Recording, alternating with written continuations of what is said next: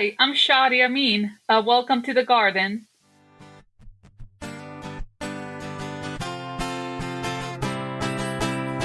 Let's explore creative minds at the panel garden. See what blooms, see what we find at the panel garden. How makes cartoons from old and new. Melody paints, writers, letters, and art. Yeah. Picking all their minds apart. Yeah. With evil web as adorable as it gets.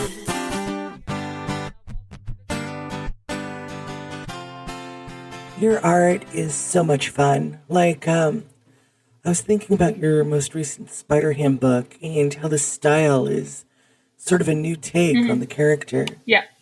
Actually, that my version of Spider Ham came out like a little bit of a combination of the original design, the Darko Lafuente, David Lafuente's design, and then I did like just try to do a little tiny bit of the Spider Verse, but like that is one is like such a movie design that I just wanted to keep it more based in the comic styles. So I kind of try to like see what I like of all like the designs that I have seen in the comics of Spider Ham and kind of try to make my own design of him. So you've done a few different projects. You've been on some amazing creative teams. What does a good collaboration look like? For me, a good collaboration definitely is when you and the person you're collabing, whether it be an artist or the writer or a colorist, I think a lot of it comes with like the chemistry that you have and just how comfortable you two feel going back and forth with an idea. Because I definitely had projects where it's just kind of hard just to like see where the person feels comfortable and it's like, hey, I had this idea. Will you think it's be cool? And I definitely had work with writers who are not as accommodating or are very like, no, it's my way, my vision, or the highway, and they're like not even open to like the artist to have interpretations and fun with it. Um, and in in Spider Ham, was actually a lot of fun. I feel like Steve and I actually never met until we had this project together, but we pretty much hit it off, and we have a. This is like we already had two projects out. We have Spider Ham and Adventure Kingdom, and we have like two more projects together, and we've been kind of like I basically can just like message him and say like, hey, I want to put this like joke into the art. Can I do that? And he's like, oh yeah, go ahead. That's awesome. I love it. And it's just kind of like I feel like that's where good collaborations come when like you can have fun with the person you're collabing with. So you've worked for Marvel, but you've also done some fun independent stuff. How's the creative process different when you're working for a company that big? Definitely, but so far, like all the IP projects that I've worked with have been just been very open to any like ideas, not only from me but from everybody else who works on the respective on the IPs. Meanwhile, while working on my own thing, I can pretty much do whatever I want because it's my character, so I don't feel like it will hurt their image in a way because it's like this is what I think the character should be doing. So I only take into account what I just take into account my own perception of the character because it's my character. I think you're really in this super exciting place in your career. How did you get here? What's your origin story?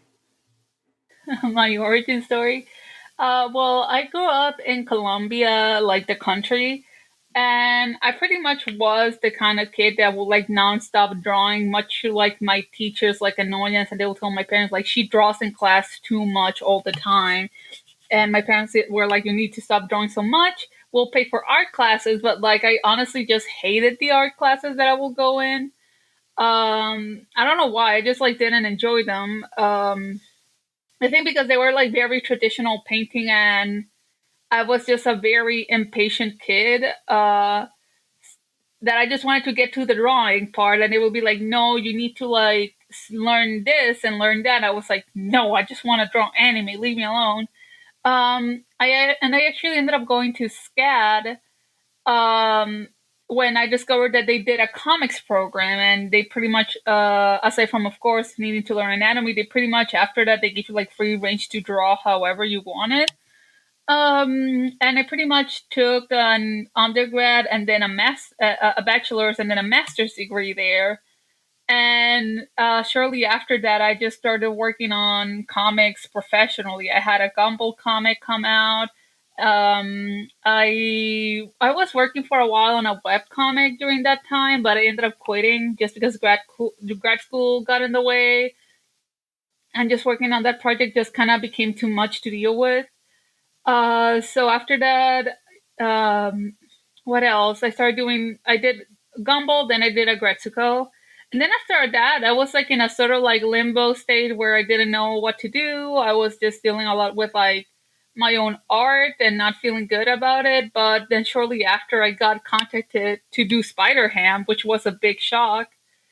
And then they contact me to do more Agretsuko stuff, and now I get keep continuing to do another novel and another novel and another novel. And on top of that, I'm actually doing a personal project with my friend Jordan Alsaga, where we're gonna put into a web comic now. So like it went from like me thinking I'm never gonna get hired and that I just wasted all this time and that I have no talent to just like having like work for like the next like 2 to 3 years.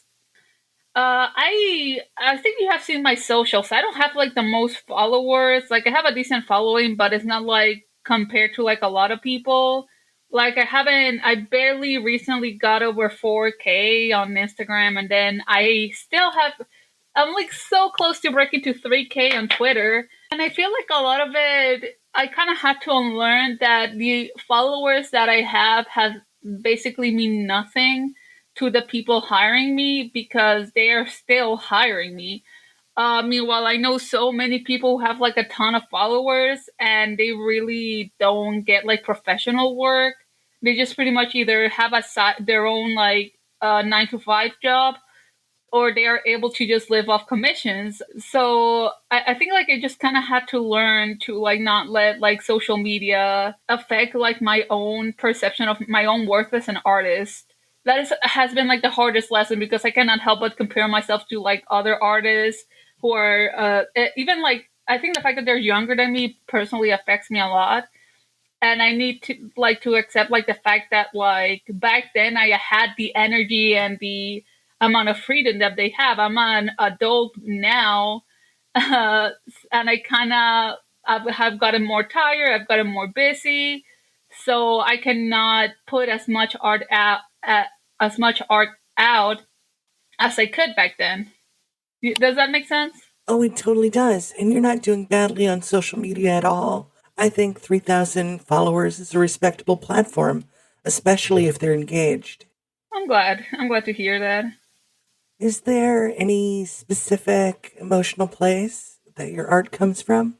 Honestly, yeah, a lot of it does come from my emotions, but also what I would like to see more in the world. I kind of, and it's something that I've actually been talking to some of my friends, and my one of my husband's friends is a doctor who, and I've been talking with him about this. It's just like I noticed that I do a lot of work, and I focus a lot of my work when I'm very in a lot of emotional distress, because it's like my distraction. But now that I'm like in a good mentally space, I tend to get a little bit more distracted, and that is like sort of like a very unhealthy space that I want to change because I want to be able to like focus on my artwork while being still in that good headspace. So a lot of my art has definitely been just me putting what I want to see, and that sometimes it's like friendships, or like how I said that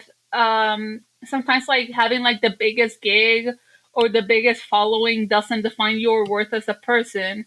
And that's the story I'm actually making with Jordan and Elsaka that we're gonna turn into a web comic. That is kind of the story that I want to do. That is like little bit of like a post college depression story. Like how do you find yourself after like you go to college and then you're out, and what do you do after? Well, yeah, exactly. I think that's really prescient for a lot of us because so many people, we wake up in the morning right after college and the thought is, oh my God, how do you even adult? Yeah, no, pretty much. I feel like sometimes college sets you up to just be like, yeah, once you get out of here, you're gonna make it.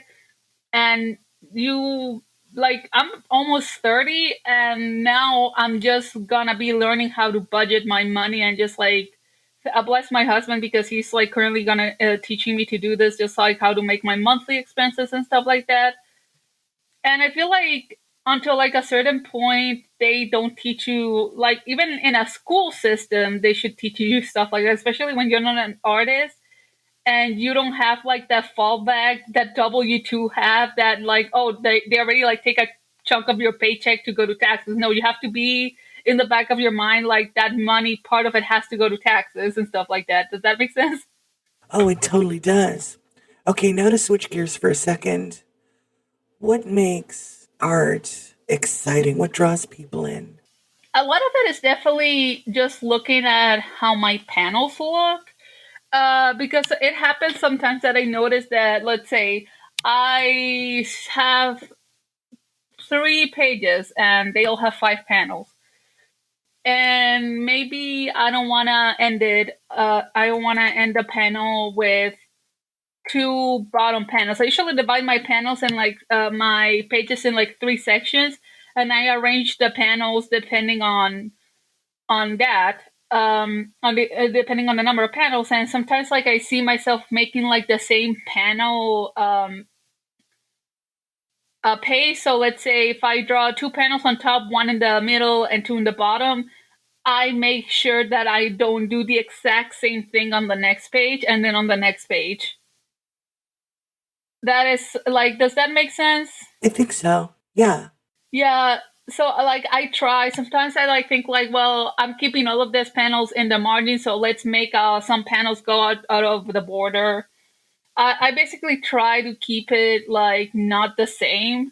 If I can put like a curved panel in some, at some point I put a curved panel. If I can just do like, if you've seen my Spider Ham pages, and specifically in the action scene that happens at the end, you see that I just basically make like divide the whole page in two with just one line, and then I just like divide the whole spread in like different sections that just go like kind of zigzagging on them, and that helps me make like a very like no, I don't not, I don't want to say like interesting because it feels like I'm tooting my own horn, but I basically make it like very visually busy that it makes the person like be like, oh, what is happening here, kind of deal. Nice. So you really want your readers to get invested and pay attention to the little details. Yeah, pretty much want to make sure like they don't get bored. That's like my main thing. I want to make sure like if they're reading this, they're like just not falling into the same rhythm over and over. So I try to keep everything just a little bit different so it keeps their attention going. Do you think there's a formula? Like maybe an optimum number of panels per page? The ideal is like, usually what I was taught in school is like 5 to 7, but sometimes like, that doesn't really like count. It's just like the average.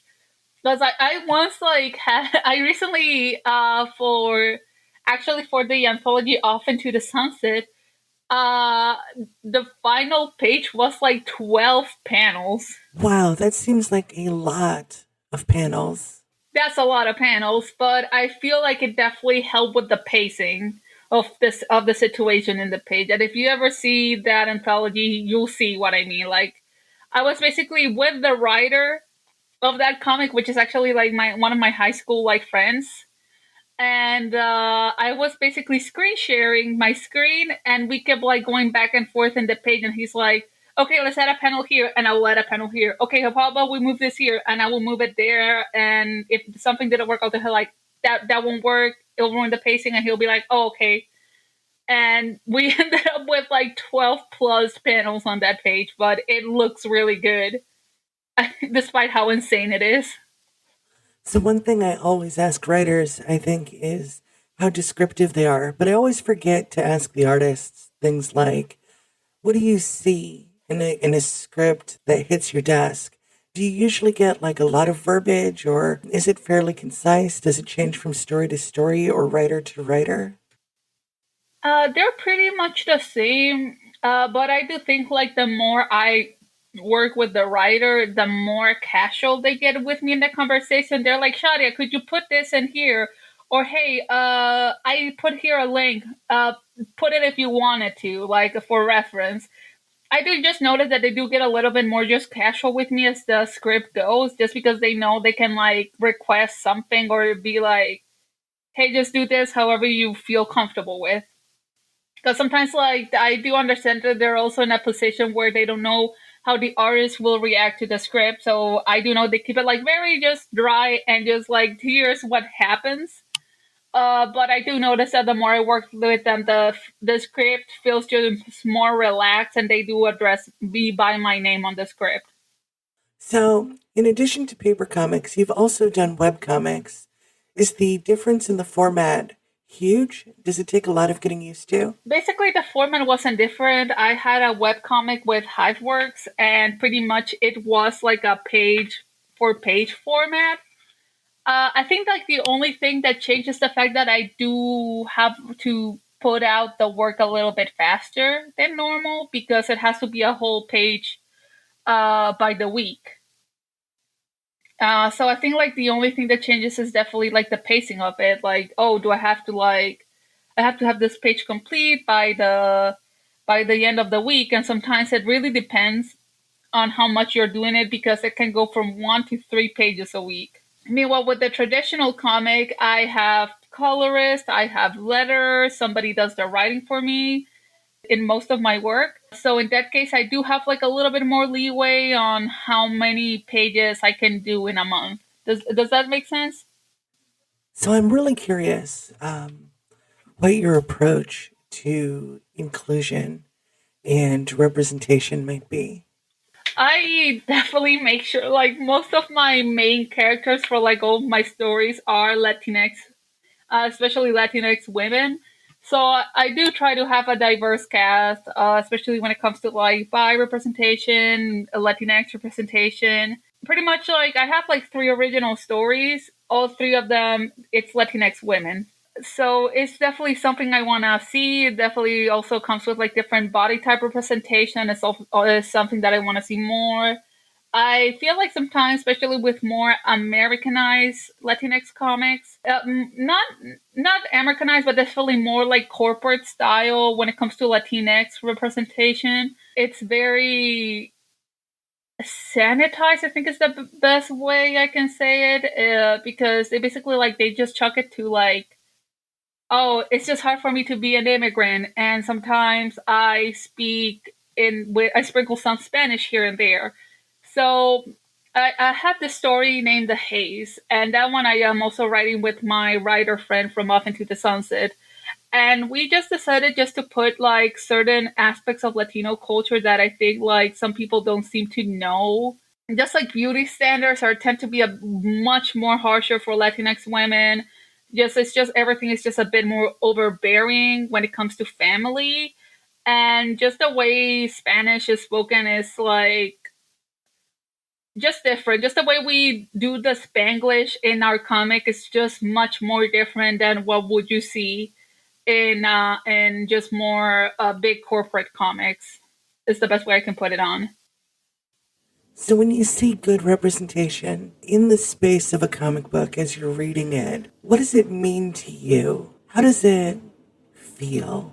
Definitely, like you are able to like feel normal. I think is the best way I can describe it. Like you see a character that has either one more or all the aspects that you see yourself. Let's say stuff like if a character has hairy arms, or if a character is non-binary, or if a character is Latinx or another race, and just being able to like know that who they are as a person is just normal, and you see it in the media. And it's just like the basically just normalizing like there are people with different aspects in this world is what I think representation does. Does that make sense? Yeah, that makes perfect sense. This is a really good and insightful interview so far. I'm glad. Definitely, I feel like what representation does is not only helps you like see like who you are is valid, but like you are not you're not a freak for existing the way you are. Because there's definitely people like, let's say I have hairy arms, and I definitely got really bullied about that, and I thought I was just like horrible, horrible, disgusting for having hairy arms as like a teen. But then knowing that there's people who draw women with hairy arms and just seeing that it's like just so normal to have hairy arms helps so much with just feeling like it just helps with like just image issues, just self-esteem, just helps so much more. That's I feel like what representation does. That's really cool. So, do you have a favorite type of story that you like to tell? Pretty much, I love the slice of life aspects of things, like the haze, which that one is online, feels very focused more on how characters deal with being a superhero. And the webcomic that I want to do, even though it's like in a magical setting, like my character is like so far one of the very few humans. Everybody else, even though they're humanoid, it's like a werewolf, an elf, a siren, and a plant person. It's still very focused on like on their daily life, like, oh, I need to get my next gig for college, or oh, I work at a bakery doing this. So I do like focusing on the more like human aspect and the more chill aspects of people and life. Has the experience of creating comics changed the way that you read and appreciate comics, like as a fan? Oh yeah, I sometimes like see even like mistakes on the art, and I'm like, "Oops, they did a mistake here. I see this." Just like small stuff like that, but otherwise, I feel like they also help me appreciate comics in a different way. Like sometimes, like I have like comics that I have in like a side stack because those are comics that I like going back always because they, let's say, I like the way they do an action scene or a chase scene or an explosion or hair in that part. So it's like makes me feel like, oh, I can come back and reference that or just get inspired by that. It's definitely like helps me like just be more aware of the content I'm consuming. Very cool. What's your favorite comic of all time? That one is a bit complicated, but I wouldn't lie. I would lie if I wasn't saying Persepolis. I have analyzed that comic in college papers to death. It's like the only comic that is like full of like little those little like sticky papers things that you put to bookmarks. It's full of those with just like pencil notes and everything. Just because I read that book so much and analyzed it so much. It's definitely a comic that helped me when I was having also an identity crisis back in college, just to like be okay with who I was as a person, even though I was like in another country. So I can say like comfortably that is probably my favorite comic of all time. So, what are you reading right now? Ooh, I have a giant to pile list. I'm currently Actually, I'm jumping back into reading manga because I kind of fell off the bandwagon a while back. So I'm currently reading Chainsaw Man and Sweat and Soap. It's like two different spectrums of genre. They are really both really good, so I've been enjoying them a lot. And aside from that, I have like a big pile of books. Like I have The Sprite and the Gardener, which I have to read. I have the Killjoys volumes, which I have to read. And I also already like bought like the full volume of The Many Deaths of Layla Starr, and I'm currently also reading even though it just started, I'm currently reading the Harley Quinn animated series Eat Bang Kill Tour. Oh, that's a good one. Yeah, it's so good. So, when was the last time a comic made you cry? Oh man. I think about 2 years ago, 2 3 years no 2 years ago. I just moved out of Savannah. I pretty much ended things with somebody who was like a really awful guy. Well, they ended like a year prior, but like he just kind of used me and then blocked me. And this that solidified the cut. Plus, I left like a lot of friendships and left like a lot of friendships behind. So I basically moved to a new city to start new. And during that time, I read Laura Dean keeps breaking up with me. And reading that made me realize like how much I was investing in just such toxic relationships. Because how basically Laura Dean was acting in the comic is how like my friendships and like that guy were acting. So I think reading that just made me realize that I was pretty much letting myself get influenced by these people. And just like I needed to do I forgot the name of the main character, oh, Freddie. Freddie basically kind of leaves her worthwhile relationships to focus on the toxic ones, and that basically made me realize like I was acting just like the main protagonist, and it helped me just focus on those friendships that were there for me and appreciated me. And I cried because of the comic because it was just so cathartic. Like at least this character did what I wish I could have done. That is super meaningful. So, is there anyone that stands out in your mind as either the most inspiring or underrated creator in comics? Oh, that one is hard because I think like a lot of the people I admire are very well known. I think like maybe my teacher Kit Seaton.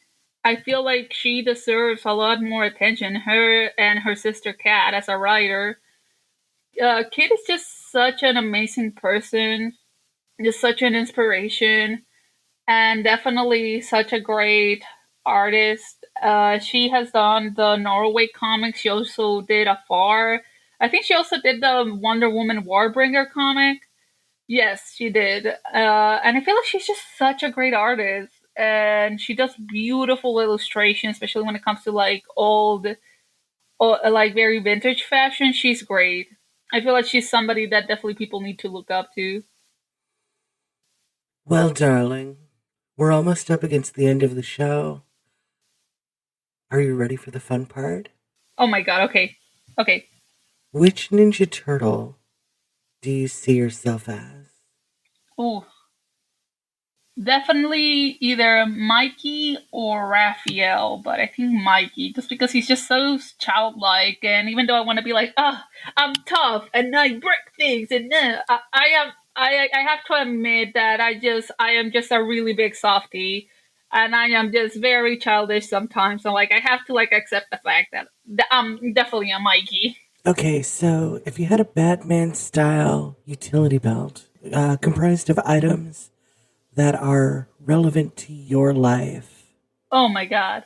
what would you put in it? Oh, that is a good one. Dang. Definitely a compartment for Dove chocolates. Ooh, That will definitely be useful for me. I love the grappling hook, and maybe a taser. I would love to have a taser. But the grappling hook is probably also the best one. But if we're gonna go crazy, definitely a Dove chocolate dispenser and maybe soda can holders. I would love that. nice, nice. What inspires you? Oh my god. Comics definitely inspire me. Art in general, but movies inspire me a lot when it comes to ideas. And I think a lot of like I said before, basically, I like drawing what I would like to see more of. So definitely that. When I want to say, like, I love Kiki's delivery service, and I would like to see something inspired by it. One of my stories is basically very inspired by Kiki's delivery service. What criteria do you have when you're looking for a sidekick or a minion? So, like, let's say if I was a more heavy kind of person when it comes to attacks, I will definitely appreciate more like agility on the side just to help me balance things out. Definitely that. Somebody who I can balance what I'm lacking off as a hero. So where do you find joy? In food, comics, my husband, and my pets. Congratulations. You've defeated Thanos. You are now in possession of the most powerful single item in the universe, the Infinity Gauntlet. You now have the ability to change any aspect of reality. What do you do with it? Definitely surplus of resources for the universe. Like, it is impossible. It will be impossible for people to hoard wealth, and there always be enough for everybody. Like, basically, it's like it made in such a way that like it won't be possible for having people to limit the access of resources to others. Oh, cool. Awesome. So what you're saying is that what you want to do is end wealth inequality. Mm-hmm. That was so much fun. So what's next for Shadia Amin? Hopefully I have I'm literally about to start several projects. And hopefully after that you are gonna see a little, I don't think I have anything to announce this year. But you might end up seeing a lot more of me next year, definitely. Well, Shadia, I wanted to thank you for making the time to pop on and talk with me on my humble little podcast. I really appreciate it. Thank you. It was really great being here. This was a lot of fun. So where can people find you online? You can find me at Shadia Amin Art on Instagram and Twitter. That's ShadiaMinart at Shadia Amin Art.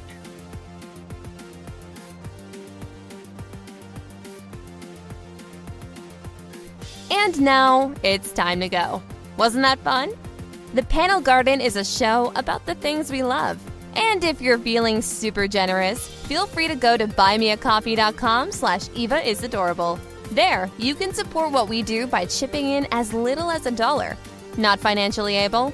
That's okay. Shares on social media and reviews on your favorite podcast listening platforms help us a ton. In any case, thanks for being awesome. The show is produced and hosted by the adorable Eva Webb. Opening theme by Antonia Marquis and Tyler Scott. Closing theme by Mikey Flash of Speed Force Music. The credits are read by the awesome and talented Kat Bertano. That's me. The Panel Garden is a production of Unicorn Fight Industries. Join us next time for another exciting adventure in cyberspace. See you then. Bye!